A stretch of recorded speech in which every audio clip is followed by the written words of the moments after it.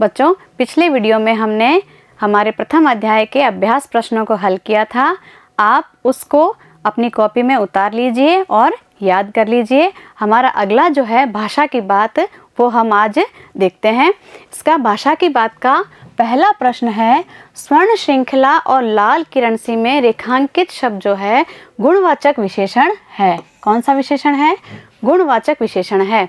कविता से ढूंढकर इस प्रकार के 3 और उदाहरण लिखिए। बच्चों, पहले हम विशेषण को समझ लेते हैं। संज्ञा और सर्वनाम शब्दों की विशेषता बताने वाले शब्दों को विशेषण कहते हैं। जैसे सुंदर बालिका। अब जो बालिका है उसकी विशेषता क्या है कि वो सुंदर है। तो सुंदर क्या है? उसकी विशेषता है, इसलिए सुंदर शब्द को हम क्या कहेंगे? विशेषण। और जिसकी विशेषता बताई जा रही है उसे कहते हैं विशेष्य। यानी हमने किसकी विशेषता बताई? बालिका की। तो बालिका क्या है? विशेष्य। और उसकी जो विशेषता है सुंदर, वो क्या है? सुंदर शब्द है विशेषण। बच्चों, विशेषण के 4 भेद होते हैं। पहला होता है गुणवाचक विशेषण, दूसरा है संख्यावाचक विशेषण, तीसरा परिमाणवाचक विशेषण और चौथा सार्वनामिक विशेषण। हमारे अध्याय पहले में जो आया है वो हमारे लिए आया है गुणवाचक विशेषण। तो बच्चों, इसकी परिभाषा देखिए। जो शब्द किसी व्यक्ति या वस्तु के गुण, दोष, रंग, आकार, अवस्था, स्थिति, स्वभाव, दशा, दिशा, स्पर्श, गंध, स्वाद आदि का बोध कराए उसे क्या कहते हैं? गुणवाचक विशेषण।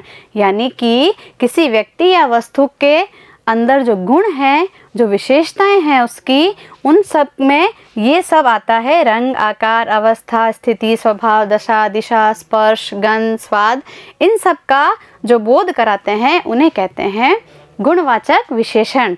अब इसका उत्तर देखिए। उदाहरण के अंदर आपके 2 उदाहरण दे रखे हैं, स्वर्ण श्रृंखला और लाल किरण सी। ये दोनों हमारे प्रथम अध्याय में आए हैं। स्वर्ण श्रृंखला, इसमें बच्चों गुणवाचक विशेषण जो है वो कौन सा है? इसका गुण क्या है? स्वर्ण। यानी कि जो सोने की जंजीर है वो सोने से बनी हुई है, तो सोने की बनी होना क्या है? उसका गुण है, इसलिए इसमें क्या होगा? गुणवाचक विशेषण। और दूसरा है लाल किरण सी, इसमें भी गुणवाचक विशेषण है लाल किरण जैसी। यानी लाल किरण, लाल रंग जो है उस किरण का, वो क्या है? उसकी विशेषता, इसलिए इसमें भी गुणवाचक विशेषण है। हमारी जो पुस्तक है उसके पहले अध्याय में ऐसे कई उदाहरण आए हैं, जिसमें से 3 हमने लिए हैं। पहला देखो, कनक तीलियां। अब इसके अंदर इसका अर्थ होता है सोने की सलाखें। जो सलाखें बच्चों बनी होती है पिंजरे की, वो इसमें किसकी बनी हुई है? सोने की बनी हुई है। तो सलाखों की विशेषता क्या है? सोने की बनी होना। यानी कि सोना क्या है? उसकी विशेषता है। तो कनक के अंदर क्या होगा? गुणवाचक विशेषण। यानी तीलियां क्या है? विशेष्य है और उसका विशेषण क्या है? कनक यानी सोना। अगला देखो, कटुक निबोरी। इसका अर्थ होता है बच्चों कड़वी निबोरी। निबोरी जो है उसका गुण क्या है? कड़वापन। तो निबोरी क्या है?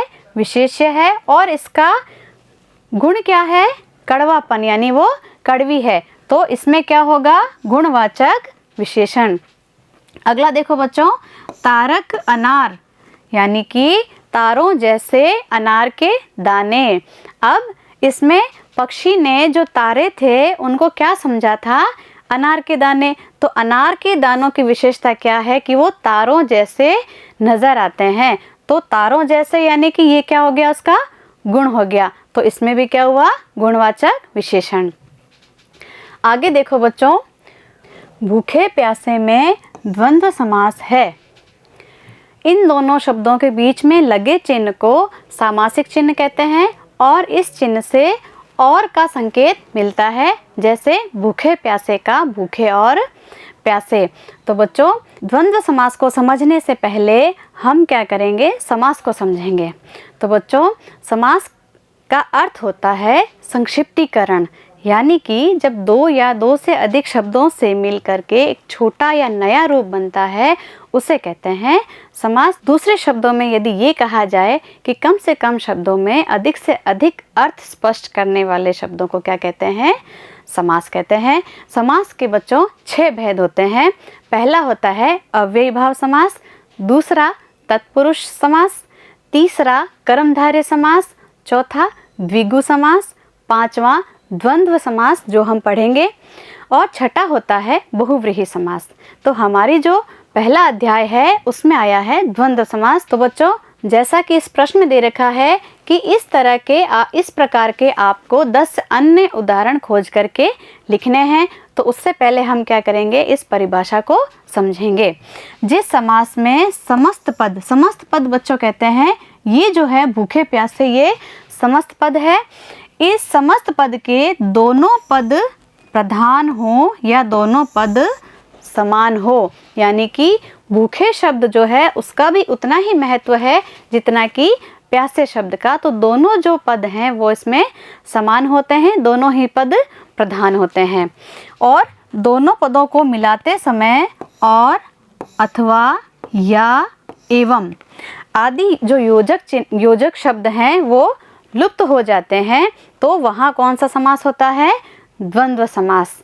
देखो बच्चों, इस समस्त पद में दोनों पद जो है इसके प्रधान होते हैं, और, अथवा, या, एवं इन शब्दों का इसमें लोप हो जाता है और उसके स्थान पर योजक चिन्ह लग जाता है। तो उदाहरण देखिए, हमारा जो प्रश्न है उसमें दे रखा था भूखे प्यासे।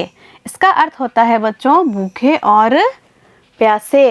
अब इसमें और जो शब्द है इसका लोप हो गया। अब हमने भूखे प्यासे बोला तब भी हम समझ गए कि इसका मतलब यही है कि भूखे और प्यासे एक तरह से कम शब्दों में हमने क्या किया, अधिक से अधिक अर्थ को समझ लिया।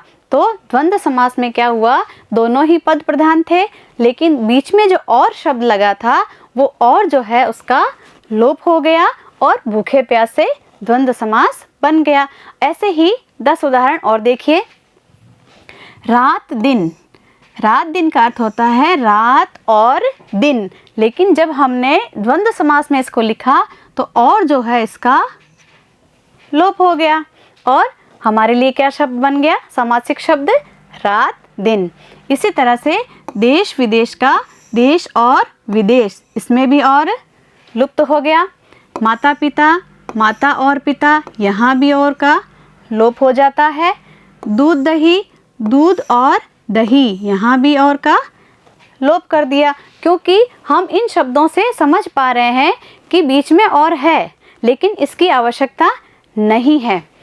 गुण दोष, गुण और दोष, यहाँ भी और लुप्त हो गया। राधा कृष्ण, राधा और कृष्ण जो है इसका भी और हमने लुप्त कर दिया। यानी कि जब राधा कृष्ण हम एक साथ बोल रहे हैं तो हमारी समझ में आ रहा है कि राधा और कृष्ण दोनों की बात चल रही है, क्योंकि इसमें दोनों पद ही प्रधान हैं। पाप पुण्य, पाप और पुण्य, यहाँ भी और लुप्त हो गया। भला बुरा, भला और बुरा, यहाँ भी और का लोप कर दिया। रुपया पैसा, रुपया और पैसा, यहाँ भी और लुप्त हो गया। आटा दाल, आटा और दाल। अब देखो बच्चों, इन सभी उदाहरणों में और शब्द जो है वो जब द्वंद्व समास में आया तो यहाँ पर और के स्थान पर योजक चिन्ह लग गया। देखो बच्चों, सब में आपको योजक चिन्ह मिलेगा। इस योजक चिन्ह का अर्थ यही है कि रात और दिन, देश और विदेश, माता और पिता, दूध और दही, गुण और दोष, राधा और कृष्ण, पाप और पुण्य, भला और बुरा, रुपया और पैसा, आटा और दाल। तो बच्चों, आज आपने द्वंद्व समास और गुणवाचक विशेषण दोनों को अच्छे से समझ लिया है। अपनी कॉपी में बच्चों इसको उतार लीजिए और इसका दोहरान कीजिए। मैं मिलती हूँ आपको अगले अध्याय में अगले वीडियो के साथ। तब तक के लिए आपसे विदा लेती हूँ। धन्यवाद।